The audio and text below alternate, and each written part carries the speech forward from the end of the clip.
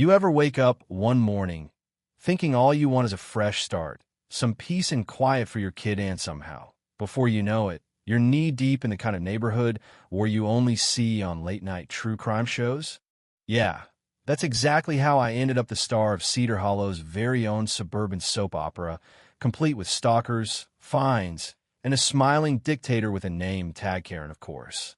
Look, I didn't ask for any of this, but when somebody comes after your family, you stop caring about fitting in real quick. You know what I mean?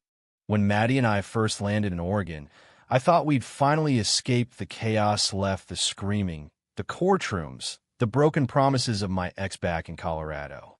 Maddie was just 15 then and already had the eyes of someone who'd seen too much. I packed what we could into my beat-up SUV and headed north, chasing a brochure dream of tree-lined streets and golden retrievers and neighbors who wave. Cedar Hollow seemed perfect. HOA kept things tidy, crime was low, and people seemed friendly, even helpful. I figured maybe this could actually work. For a while it did. Maddie started planning for college. I try not to burn the house down learning new recipes, and I even made a couple of friends. Rick with his garage fridge full of beer, and Vanessa, a retired teacher who kind of adopted Maddie as her grandkid. Then Lena moved in across the street, a new divorcee I'd met online in a homeowner's forum. She was sharp, sarcastic, and didn't take crap from anybody, which, as it turns out, is a pretty useful trait around here. Then the old HOA president, sweet Mrs. Dempsey, decided to step down. In came Karen's tight smile, pastel sweaters, and a campaign flyer longer than most people's resumes. She promised the moon, private spas, dog parks, fitness studios, all paid for by surprise, a 25% hike in dues. I voted for Doug, the boring ex-military guy with a love of spreadsheets. But boring doesn't sell. Karen won by a landslide, and her first act was to jack up our bills and hand-deliver me a pie like some mafia boss dressed as Martha Stewart. That should have been my first warning, but I was too busy restaining the deck to read the room. Karen came by on a Sunday, dropped the pie on my coffee table, and wasted no time hinting that my daughter should give her son Jason a chance.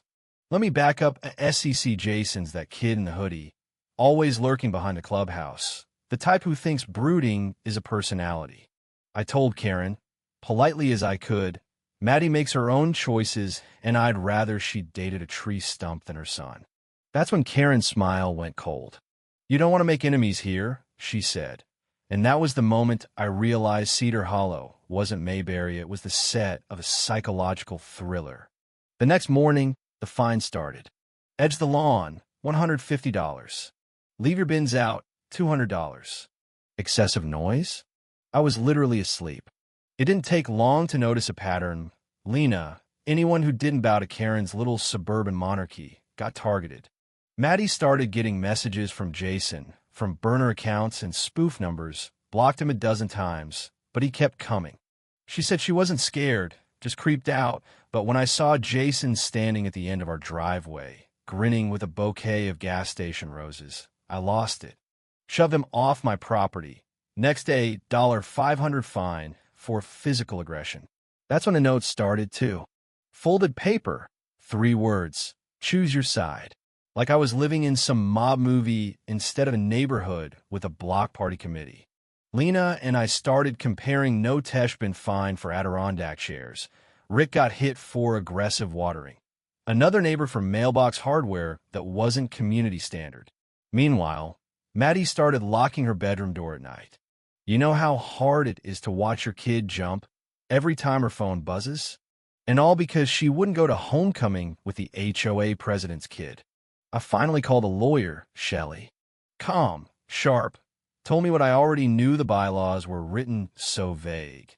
Karen could fine me for breathing too loud if she wanted. But if we could prove harassment or financial fraud, we might have something. She put me in touch with a private investigator, Alan, ex-cop, big coffee guy. I was like he'd seen the inside of every bad story. We set up cameras, started building a case. Then Karen tried to slap a lien on my house over $3,000 in fines. Shelley filed an injunction. Alan caught Karen on camera at 4 a.m. moving my trash bins for a photo op, dumping cut flowers from Lena's yard on my walkway, just stacking the deck.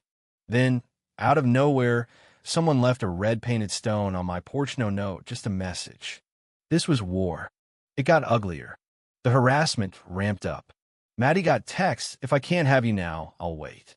And worse, "Your dad's not the only one watching you."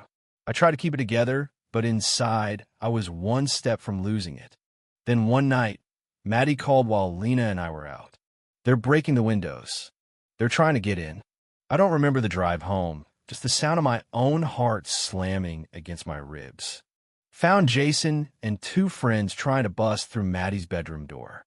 The fight was ugly oak frame, fists, blood cops busting in just in time to drag them out in cuffs.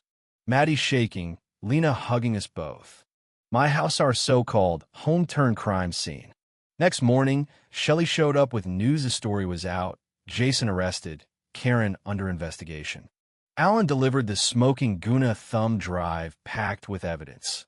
Karen paying contractors with HOA funds, admitting to fabricating citations, and shell company fraud that'd make Netflix jealous. A civil suit, a criminal investigation, a news van parked across the street. Neighbors came out of the woodwork, joining our class action.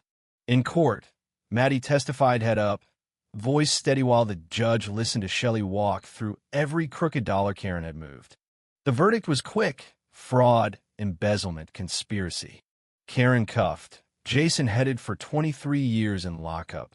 Her cronies either resigning or running for the hills. It should have felt like the end, right? But neighborhoods don't heal overnight. People stopped waving. Rumors flew. The board collapsed. Fines sat on records. And we couldn't even sell the house until the lawsuit cleared. Then someone set our fence on fire, parting shot from the Karen fan club. That was it. I called Shelley, found a buyer, and packed up what was left. Lena, Maddie, and I ate pizza on the floor that last night, then drove away from Cedar Hollow like we were escaping Alcatraz.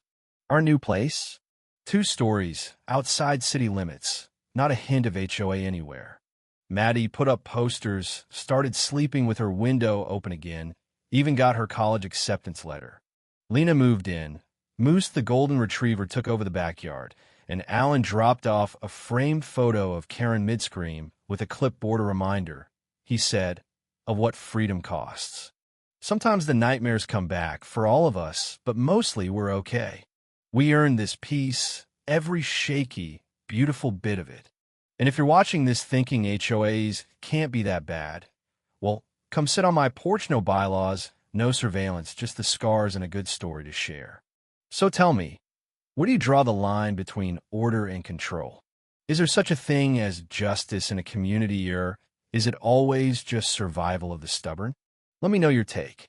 Comment below. Let's hear your HOA horror stories, your revenge fantasies, or maybe, just maybe, a reason to hope.